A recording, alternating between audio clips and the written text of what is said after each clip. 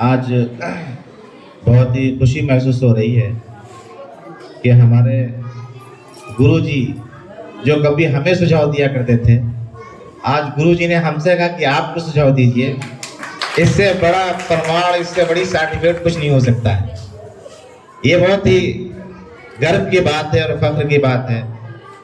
और हमें नदवा कॉलेज में एक कंपटीशन बीट करना था, तो मेरे पास रमज़ान का टाइम मिला हुआ था, तो उस दरमियान में हमने बड़ा सहयोग लिया गुरुजी का और बहुत कुछ सीखा और फिर वो कंपटीशन बीट भी कर लिया और जिसका बहुत फ़ायदा हमें महसूस हुआ। तो आज ये जो स्कूल है वो गुरुजी की देन है और गुरुजी का जो मुस्तकबिल था, जो ख्वाब था, वो आज पूरा होता नजर आता है।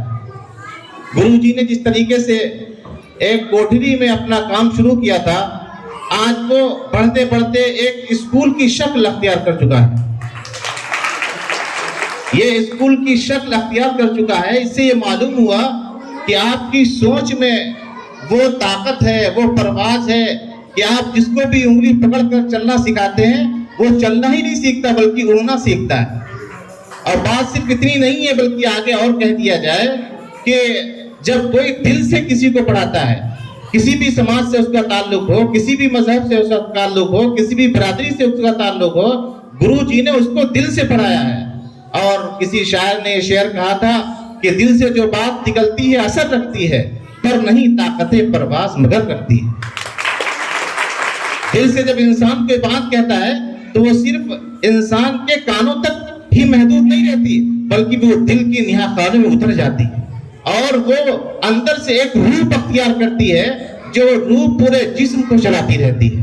लिहाजा वही तालीम, वही एजुकेशन जो गुरुजी ने दी है, वो इंसानों के और यहाँ के स्टूडेंट्स के अंदर घुस गई है, जिसकी वजह से बहुत से काम कर रहे हैं। बहुत से गुरुजी के ऐसे स्टूडेंट्स हैं जो कॉलेज चला रहे हैं, बहुत से ऐसे हैं जो पत्रकारिता कर रहे हैं, बहुत से ऐसे हैं जो पूरे गांव को चला रहे हैं, जैसे कि आपके सामने मिसाल है। लिहाजा ये इसी स्कूल की देन है।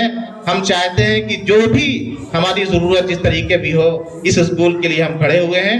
और दूसरी बात, हम यहाँ के अभिभावकों से कहना चाहते हैं कि बच्चे हमारा भविष्य है, सिर्फ हमारा ही भविष्य नहीं बल्कि हमारे कस्बे का भविष्य है, हमारे कस्बे का मुस्तकबिल है, बल्कि और आगे कह दिया जाए बल्कि हमारे मुल्क और हमारे कंट्री का भविष्य और मुस्तकबिल है। अगर आज हमने बच्चों के किसी एक चीज पर नजरअंदाज कर दिया तो आने वाले मुस्तकबिल में वो हमें झेलना पड़ेगा। मिसाल के तौर पे किसी बच्चे ने हमारे सामने किसी को गाली दे दी, ये अनबिहेव का मामला है, उसको बड़ी छोटे अंदाज में नहीं लेना चाहिए। आगे चल के जब बच्चा बड़ा होगा, हमने उस आदत को संभाला नहीं तो कल वो हम कमजोर होंगे, वो हमारे सामने ताकतवर होगा। जब वो हमें लौट कर हमें गाली देगा तब हमें वो गलती महसूस होगी, काश कि हम उस वक्त उसे संभाल लेते तो आज इतना बड़ा दिन देखना होता। हमें नींबू लेने जाना है, हमें धनिया लेने जाना है, बच्चे का टाइम हो गया है। आपने डांट कर उससे कहा कि चलो हम मोहन सर से कह देंगे, हम कमल जी से कह देंगे, तुम जाओ नींबू ले जाके, जाओ तुम जो धनिया की पत्ती ले जाके। उसका टाइम, वो ड्रेस पहने हुए है, वो स्कूल के लिए तैयार है, जाने के लिए तैयार है, बैग उसके कंधे पे लदा हुआ है, और आप उससे कह रहे हैं कि जाइए नींबू और फला काम कर लीजिए, बाद में कर लीजिएगा और स्कूल देर हो जाओगे, हम कह देंगे। नहीं, बच्चे का जो टाइम है उसका ख्याल करना पड़ेगा।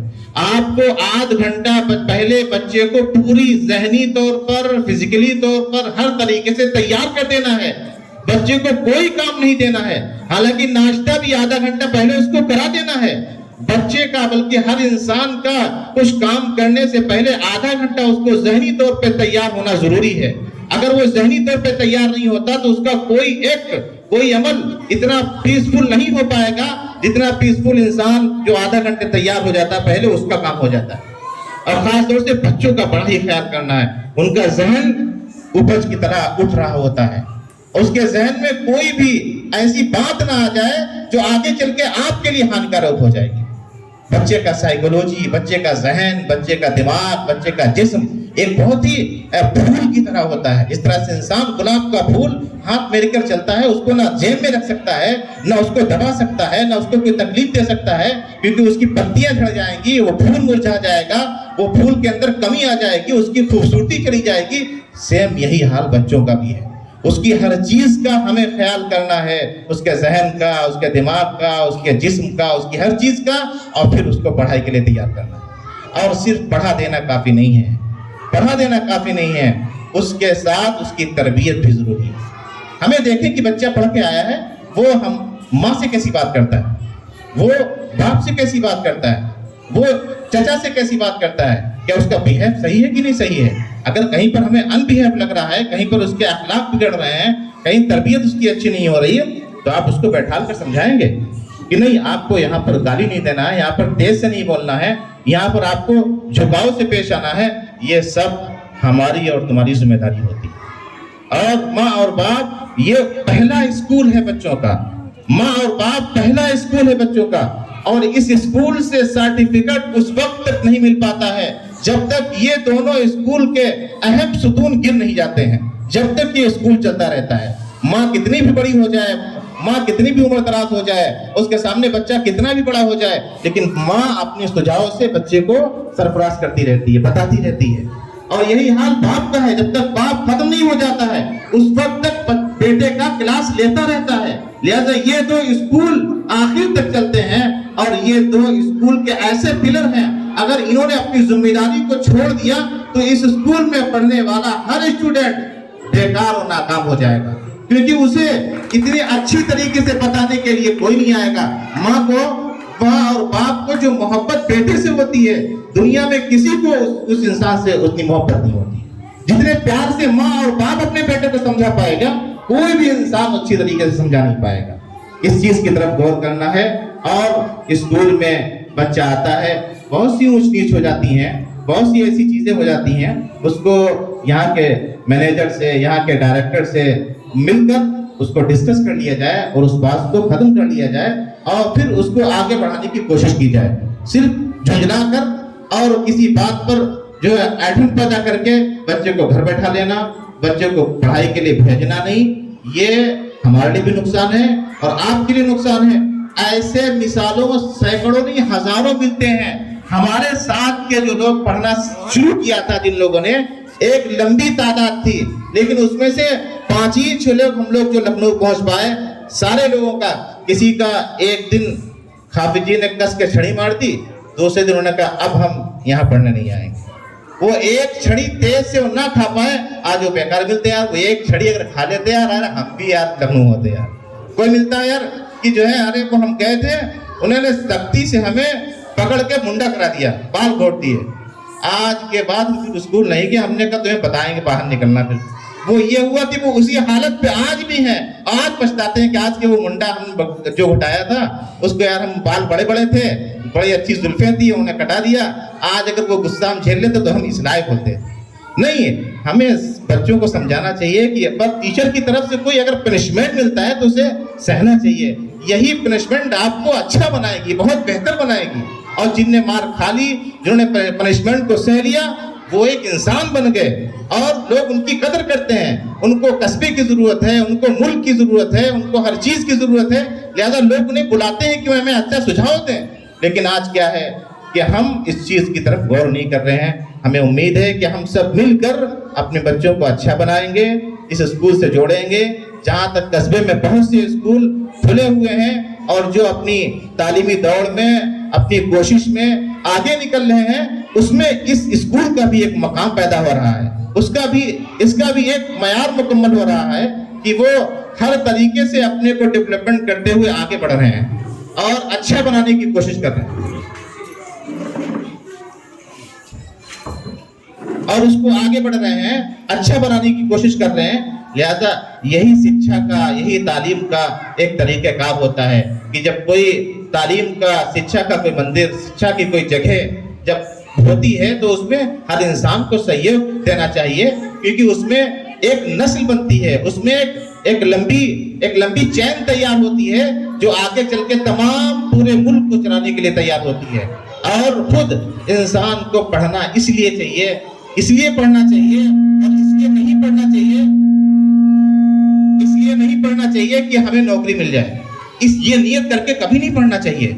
इंसान एमए कर लेता है, पीएचडी कर लेता है, नौकरी नहीं मिलती है, तो उसको ये नहीं कहना चाहिए कि यार हमने पीएचडी की, एमए किया, कुछ नहीं हासिल हुआ। नहीं, इस तालीम का और एजुकेशन का इंसान के बॉडी पर जो असर पड़ता है वो उसको हम बयान नहीं कर सकते हैं। हर जगह उसको बोलना आता है, हर जगह उसको जो है चलना आता है, उससे बात करने का जो अंदाज उसके अंदर पैदा होता है वो उसकी जिंदगी में एक अलग माहौल पैदा करता है, और वो ऐसा बेनिफिट है, ऐसा फायदा है कि जिसको इंसान अल्फाज में बयान नहीं कर सकता है। सर्टिफिकेट फेल हो जाएंगे, नौकरियां फेल हो जाएंगी, लेकिन उसके अंदर जो तालीम और जो शिक्षा आया है, जिसकी वजह से वो लोगों से बात कर रहा है, लोगों से पेश आ रहा है, वो कोई नहीं दे सकता जब तक इंसान शिक्षा न पैदा करे अपने अंदर।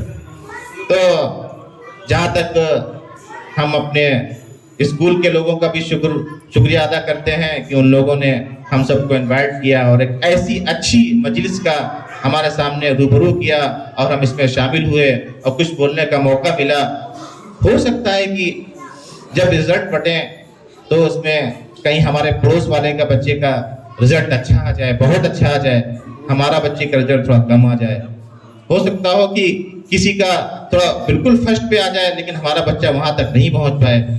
हमें उसमें उलझने की ज़रूरत नहीं, हमें उसमें यह गौर करने की ज़रूरत ये है कि हमारी जो बच्चे के हाथ में जो मार्कशीट है, वो मार्कशीट को देखकर और बच्चे की योग्यता देखकर दोनों का मुकाबला करना चाहिए कि मार्कशीट जो हमारे हाथ में है और बच्चे की जो योग्यता है, देखें दोनों में कितना मैच है।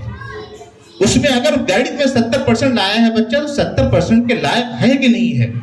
अगर वो 70% के लायक नहीं है तो फिर हमें वहां पर अफसोस के साथ ये कहना चाहिए, यार बच्चा 70% तो दे दिया, खैर स्कूल वालों को शुक्रिया है, लेकिन 70% के लायक नहीं है। जिस अभिभावक ने ये सोच लिया कि हमें बच्चों के मार्क्स को उनके योग्यता पर हमें परखना है, वो अभिभावक भी कामयाब हो जाएगा और बच्चा भी कामयाब हो जाएगा।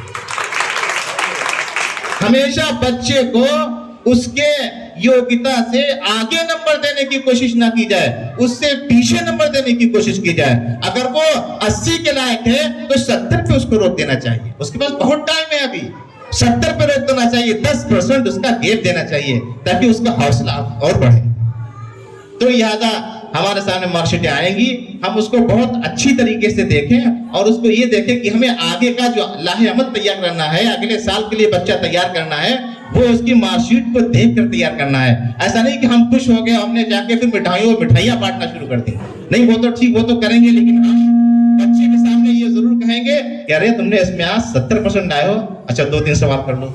गणित के 2-3 सवाल कर लिए, इंग्लिश में 80% लाए, आपने कुछ स्पेलिंग्स पूछ ली, अच्छा बताओ इसमें नहीं, अगर वो एक भी नहीं बता पाए आपने कहा नहीं, आप इस लायक थे नहीं, वहां आपको नंबर मिल गया, इसका शुक्र अदा करिए। अगले साल 70% आपका नंबर हो, आपकी योग्यता 80% की होना चाहिए, जब फिर कामयाबी हो जाए। और खास तौर से जो बच्चों का नंबर कम आए तो उनके लिए एक शेर सुनाना चाहते हैं कि जो इंसान अगर पढ़ता है उसी के कमी पेशी आ जाती है। कोई गली में घूमता हुआ बच्चा थोड़ी उसको आपके हाथ में रिजल्ट आएगा। किसी को 80 नंबर लाए, किसी का 60 नंबर आया, तो 60 नंबर वाला भी स्कूल में पढ़ता है, 80 नंबर वाला भी स्कूल में पढ़ता है। गली के उठकर आने वाले बच्चे को तो 50 नंबर दिए नहीं गए, तो गिरते हैं शहसवार मैदान जंग में। जो शहसवारी करता है वही तो घोड़े से गिरता है, जो शहसवारी करता ही नहीं घोड़े से गिरेगा क्या। गिरते हैं शहसवार मैदान जंग में, वो तिफल क्या गिरे जो घुटनों के बल चले। लिहाजा तिफल कहते हैं बच्चों को, और जो बच्चा गिरता है और फिर घुटनों के बल चलता है लेकिन अपने मकसद तक पहुंच तो जाता है।